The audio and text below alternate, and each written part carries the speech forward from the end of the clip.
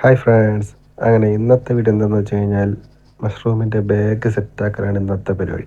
അങ്ങനെ രണ്ട് കൈകളും നന്നായിട്ടൊന്ന് വൃത്തിയാക്കി 10-20 സൈസിൻ്റെ PP കവറൊന്ന് എടുത്ത് ഒരു സൈഡിൽ നിന്ന് റബ്ബർ ബാൻഡ് ഇട്ട് നന്നായിട്ടൊന്ന് ഇറുക്കി കെട്ടി.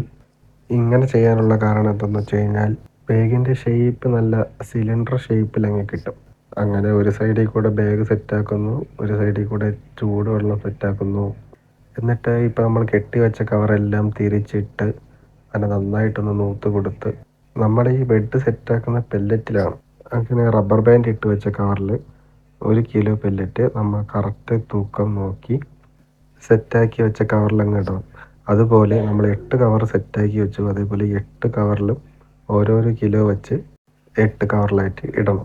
അതിനുശേഷം നമ്മൾ ആ 8 പാക്കറ്റും നമ്മൾ വൃത്തിയുള്ള റൂമിൽ അടുക്കി അടുക്കി വെച്ച് നമ്മൾ തിളപ്പിച്ച വെള്ളം കൈകളൊന്നും പൊള്ളാതെ ഓരോ ബാഗിലും 1.5 ലിറ്റർ വെള്ളം അളന്നളന്ന് ഒഴിക്കണം.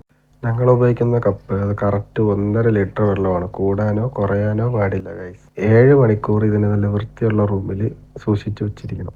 ഈ വീഡിയോയുടെ പാർട്ട് 2 കാണാനായി ലൈക്ക് ആൻഡ് സബ്സ്ക്രൈബ് ഗൈസ്.